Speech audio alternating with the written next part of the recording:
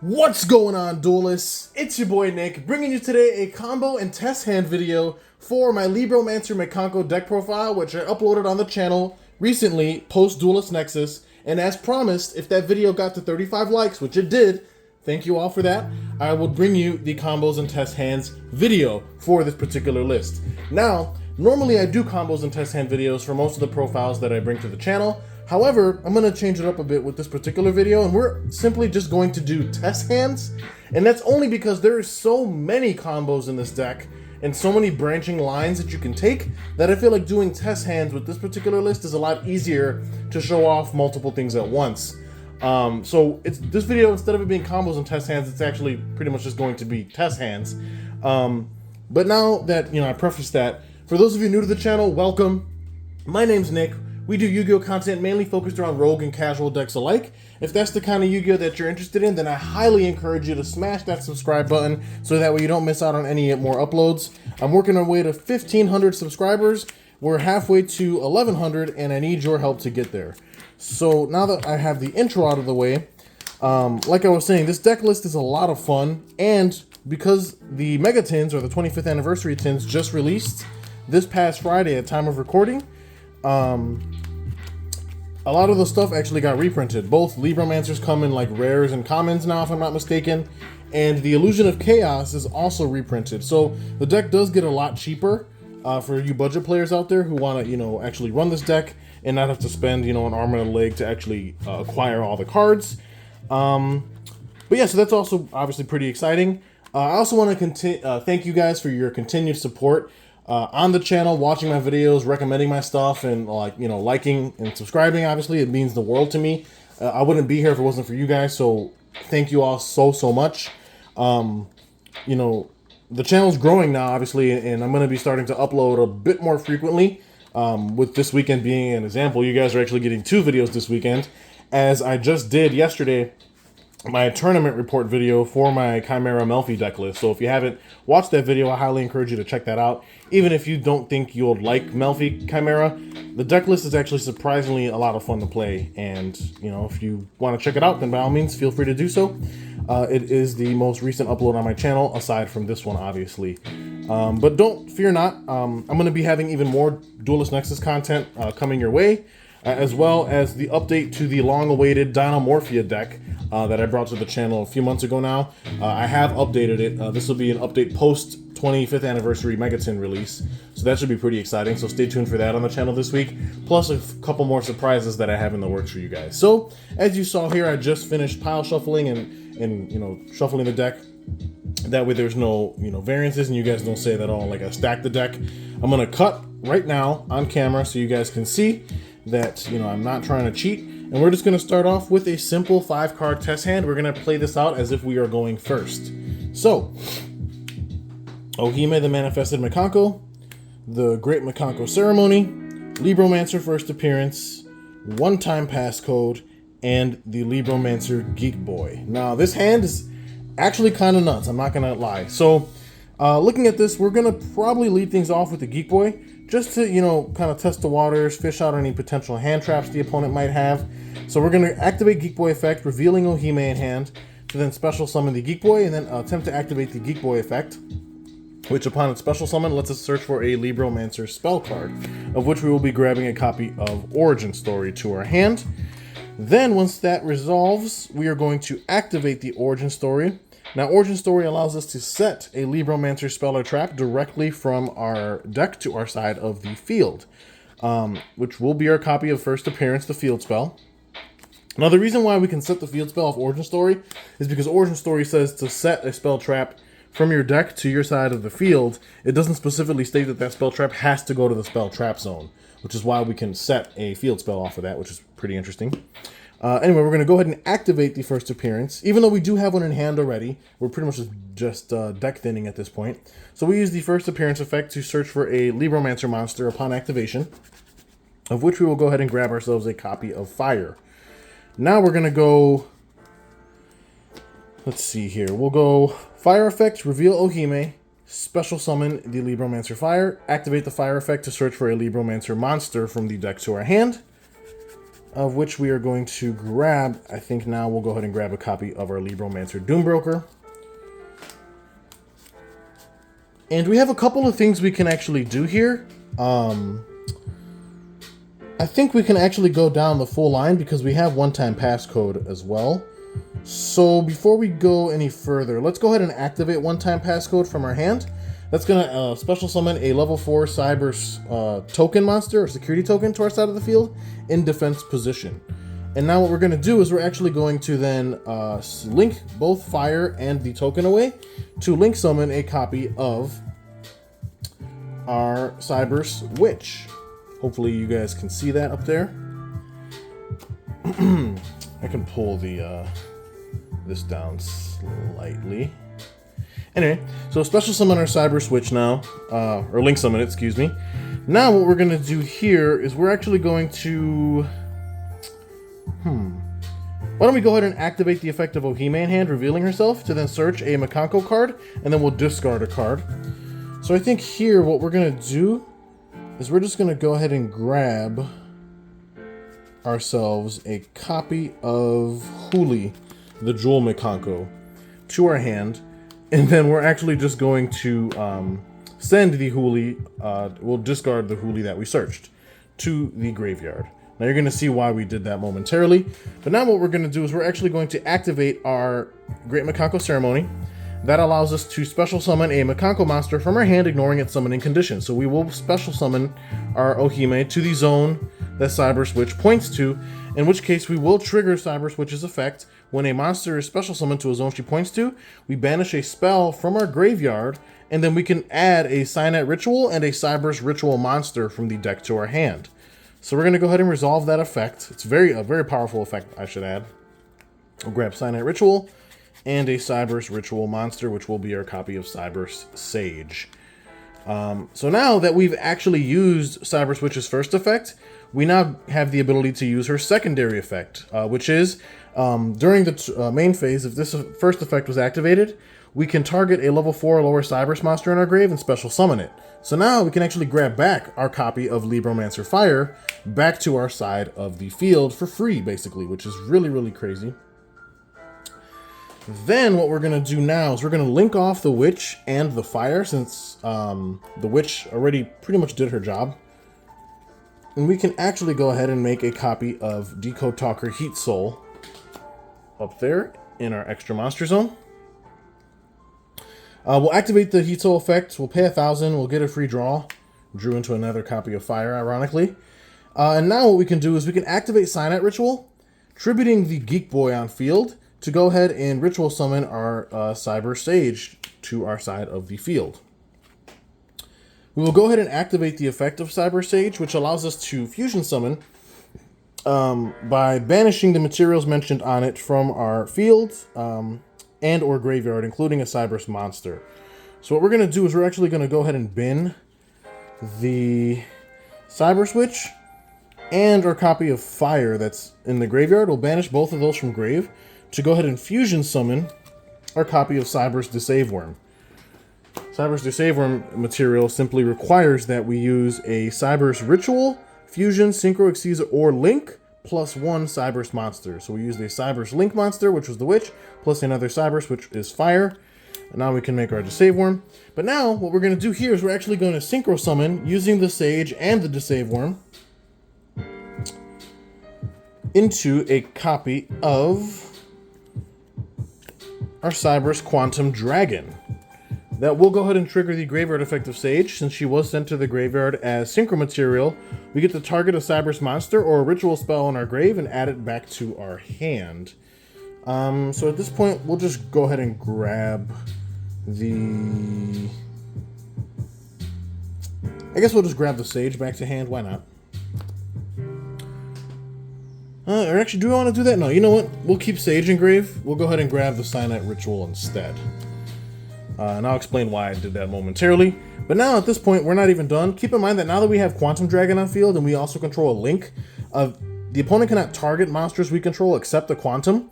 Also, the opponent cannot battle anything we control except for Quantum as well. But we're not even done here. We are now going to use the graveyard effect of our Great Mikanko Ceremony, banishing it, allowing us to send a Mikanko card from our deck to grave, of which we can go ahead and send our male Washidori. Now we can go ahead and activate the graveyard effect of male Washidori, targeting our Huli, the Jewel Mikanko in our graveyard, special summoning the Huli from grave, and then equipping it with the male Washidori. That will trigger male Washidori, or Huli's effect, excuse me, since she's equipped with an equip card. She'll allow us to search for a Mikanko trap from the deck to our hand, which is really, really spicy. And then I do want to point out that we have not normal summoned this turn, believe it or not. We started with the Geek Boy line into fire and so on and so forth. We actually never normal summoned anything. So we still have our normal summon here at our disposal.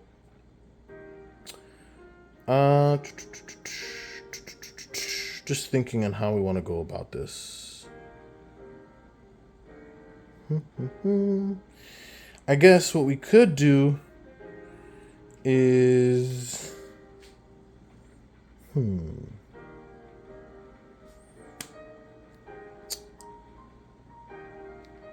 Why don't we just... How do we want to play this? I guess what we could do here is we can normal summon... Do we want to do that actually? That's interesting. Sorry, I'm just thinking on the fly here how I want to play this out exactly. I could go for an IP Masquerena play, but I don't know if that's necessarily the best line. It's a good line for sure.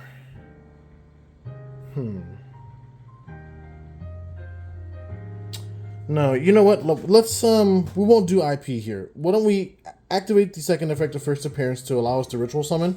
We'll get rid of the Ohime on field, and that will allow us to summon out our ritual summon our Doombroker. Now we'll activate Doombroker's effect. That will allow us to set a Libromancer trap, of which we'll set Libromancer intervention to our back row. And this is pretty much how we play around cards like Evenly Matched, Dark Ruler, cards like Forbidden Droplet as well, unless they pitch a trap card. Because this trap card that Doombroker can let us set from deck is pretty much an Omni Negate and a Monster Reborn all in one, which is very, very powerful. And I think we can just set our Spirit Walk.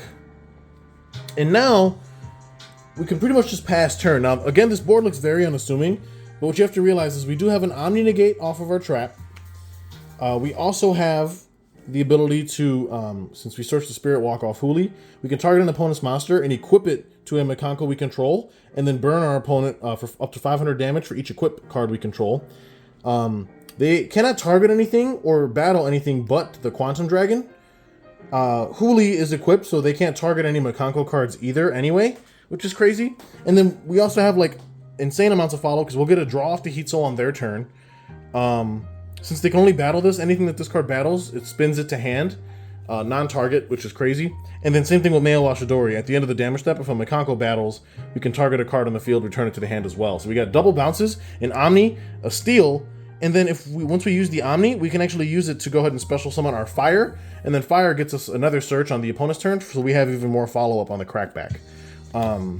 So that was our first test hand. We ended on a pretty decent board, I'd say. So now let's go run this back a second time and see what kind of end board we could end on after doing it again, which is really, really nice.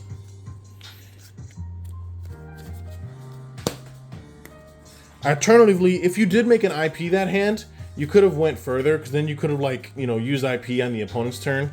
The reason why I didn't go for IP is because if I did, I wouldn't have been able to go for Doombroker as well without, like, I would have had to sack a Mikanko from field, and it would have made the Spirit Walk line pretty much, like, not viable, because I wouldn't have controlled the Mikanko at that point. Like, if I normaled Fire and then linked off the Fire and the Huli to make IP, then I would only have the Ohime left, but I needed to tribute Ohime to summon Doombroker. So that was the only issue with that particular line that I saw. But anyway, let's go ahead and pile shuffle this again. Hopefully you guys are enjoying this form of video. Like I said, I felt it was easier just to do test hands with this deck than trying to do like 50 bajillion combos, since this deck isn't necessarily easy to pilot there's a lot of like branching lines and a lot of things you have to kind of account for ahead of time. So it's not necessarily the easiest deck to pilot, or at least pilot efficiently, I should say. It does require a lot of thought. It's very technical, I guess would be the word that I'd use. So let's run that back into another test hand. Again, we're going to play this out like we're going first. I'll go ahead and cut the deck, that way you guys don't accuse me of trying to cheat. And we will go ahead and start with our 5 cards. Libromancer Fire, the Mikanko Reflection Rondo, which looks really, really nice as a collector's rare. I know Yu-Gi-Oh! Had mentioned he wanted to grab the Mikanko cards that were CRs. Shout out to Yu-Gi-Oh! By the way. He makes great Mikanko content if you guys are more interested in seeing more of that. I'll link his channel down in the description below. But anyway, this is our 5-card opener. This is also another really, really powerful starting hand. This is kind of cracked, actually, if I don't say so myself. So why don't we do it this way? Let's go ahead, activate the fire effect by revealing Doombroker in hand. Go ahead and special fire, activate fire to search for a Libromancer monster, of which we will be grabbing the tried and true geekiest of boys, the Geek Boy himself.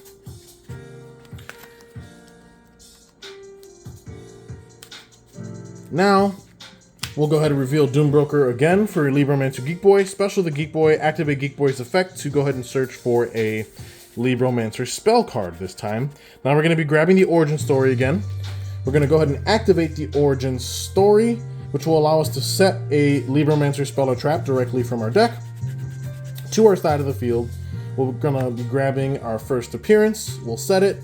Obviously, we'll activate it though, and that allows us to search for a Libromancer monster. Now, since we already have the Doombroker in hand, we can actually go ahead and grab ourselves a copy of Libromancer Agent, which allows us to extend even further than we did in our first hand. So this hand's arguably, it might even be a little bit better than the first test hand we did. So now we're at this juncture here. How do we want to do this? I guess. Let's go for.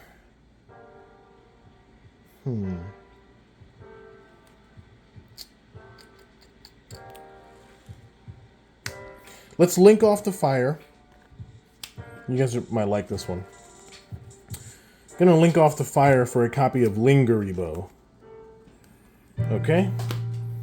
Then what we're going to do is we're going to use the effect of Agent by revealing Doombroker. We'll special summon our copy of Libromancer Agent, and then activate the Agent effect to add the fire that's in our graveyard back to our hand. Now what we're going to do is, because we haven't normal summoned, we can normal summon our Libromancer Fire, and then we're going to go ahead and link off the fire and the Lingeribo, and we'll get into our Cyber Switch line that way, which is pretty spicy. Now we're going to go Preparation of Rites. That's going to search a level 7 or lower ritual monster from the deck to our hand. I think you should already know what we're trying to get to here. That is going to be our copy of Ohime, the Manifested Mikanko. Hopefully you guys can see everything. Trying my best to make sure everything, stays where it needs to be. But yeah, that's Cyber Switch, obviously up there in the extra monster zone. Now what we're going to do is we're going to go ahead and activate the effect of Ohime, the Manifested Mikanko, to go ahead and search for a Mikanko card, and then we'll discard a card. So I think in this particular scenario, let's go ahead and grab a Great Mikanko Ceremony, and then we will go ahead and discard our copy of Hare, the Sword Mikanko, to the graveyard. Now we're going to activate the Great Mikanko Ceremony. That's going to allow us to special summon a Mikanko from hand, ignoring summoning conditions. That will trigger the Cyber Switch. Since a monster was special summoned to a zone she points to, we will banish a spell from our graveyard, and that will allow us to search for a Cyber's Ritual monster as well as a Cynet Ritual. So we'll grab our Cyber Sage, and we will grab our Cynet Ritual as well, just like we did in our first test hand. And we're pretty much going to be off to the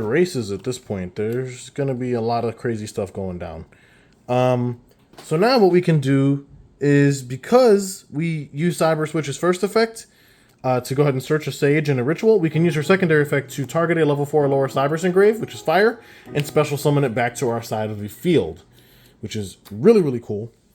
Just getting, more free extension back. Now what we can do is we can go Witch again and the fire and just link them both off to go ahead and make our copy of Decode Talker Heat Soul again. We'll go Heat Soul effect, pay 1,000, we'll get another draw. Drew in the Cyber's Gadget, that's pretty cool.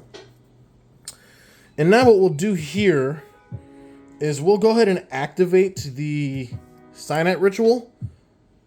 We'll go ahead and tribute our Cyber's Gadget from our hand, and we'll Ritual Summon our copy of Cyber Sage.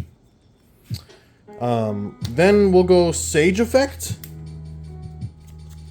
We'll banish our copy of Witch and our copy of Fire, and that will let us fusion summon. Using Sage's effect, we'll fusion into our copy of Cyber's Deceive Worm. Then we'll go ahead and synchro, the Sage and the Deceive Worm off for Synchro 7 into our copy of Cyber's Quantum Dragon again. Now that we have the Quantum Dragon, again, nothing on our board can be targeted, and the opponent can only attack the Quantum. But because Cyber Sage was sent to grave a Synchro material, we'll activate her effect, and when that allows us to target a Ritual spell or a Cyber's monster in grave, add it back to our hand. So we're going to take our Lingeribo that we made early on in this turn, and just go ahead and put that back in our extra deck so we have it for a follow-up, which is really, really powerful. We're not even done here. Now we're going to use the graveyard effect of our Great Mikanko Ceremony, banishing it to go ahead and then Foolish Burial a Mikanko card, of which we will go ahead and bin the Water Arabesque. We will go ahead and use Ohime's effect to take the Arabesque and equip it to an appropriate monster on the field. We'll equip it to our copy of Agent. Then we will activate the Arabesque. That will allow us to special summon a Mikanko from our deck, hand or deck with a different name than the equip monster. We'll special summon out the Huli, and then we will return the monster that this was previously equipped to back to our hand. So we'll get our Agent back to our hand. Then, because Huli's now equipped with the Arabesque, it triggers Huli's effect to search, so we'll go ahead and grab ourselves a copy of Spirit Walk. I guess you could also do, if you want, you could also go into a copy of the blue Nini, which I think... Let's go into that. Since I showed you guys how Huli works in the first combo, we'll put the Spirit Walk back in deck, and instead of going for Huli, we'll go for Blue Girl. Even though we don't get as much value off of her because she doesn't plus you initially, she still is a snatch deal, and that's going to be relevant because we will be going for an IP Masquerena with this particular line. So let's summon out the Nini instead. So now we'll grab Nini, who's now equipped to the Arabesque. And now what we can do here is we can activate the first appearance. No, hold on. Before we even do that, let's not activate first appearance yet. We're gonna link summon using Ohime and the Geek Boy. And we're going to link into a copy of IP Masquerena now. Now we'll use the effect of first appearance. We're gonna tribute the Libromancer Agent that's in our hand that we added back, and go ahead and Ritual Summon our Doombroker. We'll go Doombroker effect. That will allow us to set a Mikanko trap from the deck to our side of the field, which will be Intervention, which is our Omni Negate, obviously. And at this point now, you can kind of see why going for Nini is a little bit better here. We still have Reflection Rondo in hand, which is really nice for follow-up. But this is pretty much going to wrap up our turn. Now, this has even more disruption than our first initial combo had, because we were able to actually get to the IP. So let me explain how this is all going to go down. Keep in mind, we still control the Quantum and we control links, so the opponent cannot target any of our link monsters, or not even any of our links, any of our monsters, period, with card effects, and they cannot attack anything except the Quantum Dragon. So they can't even like normal summon something and try to just go straight to battle phase to like force out the IP early. They cannot do that. They can only attack this, and anything that this monster battles, he bounces it back to the hand, non-target, at the start of the damage step, which is very, very insane. Also, because they can't be targeted by card effects, you can't like try to go Imperm or Chalice targeting IP to like negate her or try and preemptively bait her out. Again, the opponent's not going to be able to force this out early. And then before you act like, oh, well, they can just Dark Ruler you. Well, they can, but keep in mind, we do have Libromancer Intervention, which would just negate the Dark Ruler no more and force them to play through our disruptions, which is wild. So we can get a draw off the Heat Soul on their turn. So if we resolve that, we end up drawing into Spirit Walk anyway, which is kind of funny.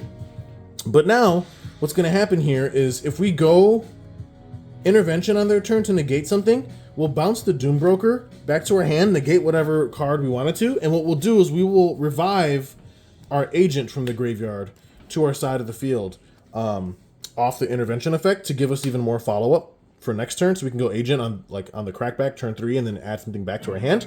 But now, what's going to happen here is we have a Nini, right? So at any point, we can go Nini effect. Since she's equipped with Arabesque, we can go Nini, target a monster they control, and take control of it until the end of the turn. But at Resolution, if we want, what we can do is we can go IP Masquerade's effect to link using IP, the Heat Soul, and whatever we steal. So like if we take a monster, and we can actually go into our Link 6, which will be our copy of Firewall Dragon Singularity. Mind you, we're making this on the opponent's turn off of IP.